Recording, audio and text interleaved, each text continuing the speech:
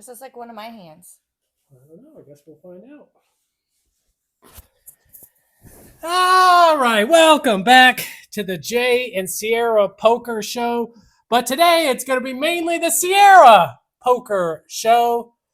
So, babe, we just did a little trip. You pretty much carried the team out at the casino last weekend. So, what a more appropriate time to talk through the Ciara thought process that won us millions out at the casino. So today we're pulling one of your hands.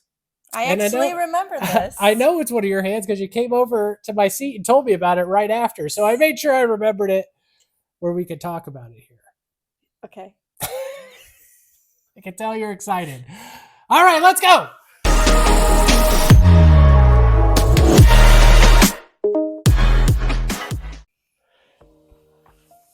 All right, here we are with the ace queen suited, playing a 1-3 game. Mm-hmm. And a little context here, we went up there because we are practicing for our upcoming World Poker Tour, trip out to Vegas. Yeah, we're going to travel to Vegas. We're going to play some tournaments out there. The ladies tournament for me. Yep, you're going to win the ladies tournament, I'm sure. So we wanted to go out there, practice some fundamentals, and just get some reps in heading out there. So that brings us to this hand here, playing a 1-3. Mm-hmm. You wake up with the ace-queen there in middle position. Tell me about the game, the dynamics that are going on at the table right now that lead to your initial decision here. Mm-hmm. I think this is within my first hour, right? Okay. First hour of the game, maybe even less than that, like first half hour. Not getting a lot of... I talk at the table. I'm very social, but people have to open up first. So pretty quiet. I was noticing a lot of limps pre-flop. Okay. So I took advantage of that. And I was making some nice raises in position. And people were getting themselves in some tough spots and hands that they shouldn't have been in. So it was something easy for me to pick up within that time. Well, I think the hand starts out basically exactly what you're talking about, with some limps going on, and it comes to you. So limp, ace, queen suited. What are we doing? I forgot the bet that I made. Oh, limp. I think I made it $20 or $25. Yep. You went a little larger than normal. Mm-hmm. I'm assuming because the limps are already in there, right? Yeah. So why not, right? So it comes to you. I wrote it down. You made it $20, which I think is larger than your normal 15. Mm-hmm. You get one call in late position on the button, another call early position, and the limpers fold. Yeah. All right. So ace queen, we go to a flop with 3. All right. We flop the nut flush draw. So early and in my position, head, I was like, checks, and it's on us. Yeah. I bet here. I'm still continuing to bet. I'm not trying to, trap or see another card. I want people to pay to see another card. I'm still ahead. And I felt great. I think that's a good board. It's a pretty dry board to bet your entire range here, mm-hmm. I think. So let's just say it was Jack 4 of spades, and you pretty much flopped air there. Mm-hmm. I still think it's probably worth a bet here, given the table dynamics. Nobody's going to call you unless they really have a jack, mm-hmm. And then you've got outs above that. Mm-hmm. So, yeah, you flopped big here, right, with the nut flush draw. But I think it may be worth betting your whole range here, given the dynamics of the table, the passivity of the table. Mm-hmm. You got 2 overs. It may be worth a continuation bet here. But how much did you decide to bet here?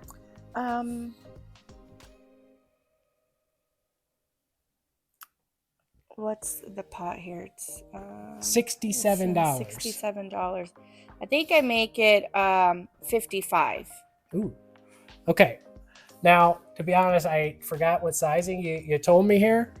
So I do know that you made a bet, so I may get it wrong. So I put about a half pot bet in there.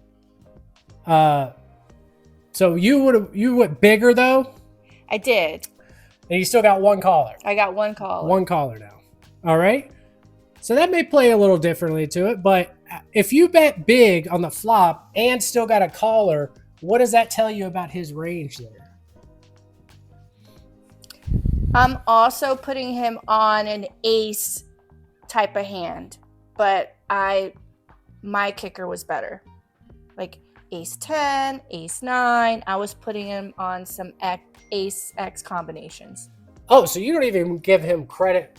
Even after a big bet, he called you pre-flop. You make a big bet, he's calling you again. I'm like high? ace 10. Oh, jeez. Yeah. No, that's not what I would have thought. I would have thought he's got a jack for sure. Okay. He's got a pair to call pre-flop and then call a big bet on this flop. You've got a jack. I've got the big clubs. And maybe you're right. Maybe I did make it 30 or 35. See, this is when I don't remember, and I have to go to you and tell you exactly what I did. Well, see, now the smaller bet, like I have you make it here. Yeah. That would lend more to maybe calling with 2 overs or ace something. You know, maybe he could do that. But a big bet, he's probably like, not worth it at that point. So yeah, maybe I made it like different that, read there. But if you made a big bet and he called, that would throw some. Okay, he's got a jack here. He's got a pair because we've got the big club blockers. So what club draws does he have? He'd have to have king 10 of clubs. Maybe 7, 8 of clubs, something like that. But given the pre-flop raise and the passivity of the table, I don't think somebody's calling you with 7, 8 of clubs. So he'd have to have basically king 10 of clubs. So I would think he's got a jack. But then we go to the 5 of spades on the turn, pairing the board. No help to you. What are we thinking? I did the old check raise. Oh, a different play. Now, let me fist it up there because I like this play. I like this play a lot. Because see, you did check. See, I got the check raise. He bets about 40% pot, 30, 40% pot. And you raised it to $75. I do remember that number. And I think that's a beautiful play. Well, first you talk me through your thought rationale here. See, this is where it gets fishy.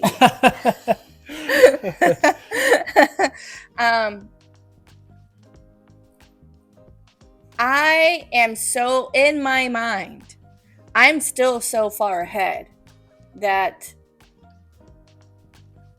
the range, by the way, at the end, this is I can't spoil the end, but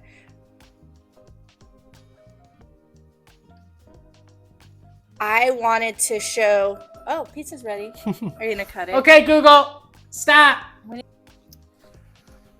right, pizza is ready. All right, but back to what you were thinking here with the check raise. This is where I wanted to see how confident he was with his hand. Okay. That's why I did it. So what I think you're saying is you can represent credibly aces, queens, kings, all those type of hands here because given your pre-flop, your continuation, and now a check raise, you're showing straight. Right. Right? That's what I wanted to show. So, and you're putting him on a range of maybe a pair, a jack, 10 jack, queen jack, king jack, something like that. And you can credibly rep over pairs. That's going to put all those jacks in a tough spot, right? So I love your play here because it gives you another chance to win the hand. Obviously, you're drawn to the nut flush draw. But if you can win the hand right here, you don't have to hit your flush, right? So, and you're putting all his one pair hands. He's not shown any strength here so far. So you're putting his hands into the blender. So let's see what happens here. He does call. He's a non-believer. But then lo and behold, look what happens on the river. We hit the ace of diamonds. So we don't hit our flush, but we hit the next best thing. Yep. So what are you thinking here? So at this point, after he called my check raise, the next, I already thought of what I was going to do on the river. That put him all in on the river, which is what I was going to do. No matter what came. No matter what, because he's already committed to the pot, and at this point I knew I was ahead still. I just was putting him on a lower, like an ace X hand. So beautiful for me, because I had outs, but I did put him all in, which is what, 130, 120 bucks or something like that. Yep. And he does what? He calls. And what hand does he show? Kings. He has kings. Pocket kings. Pocket kings.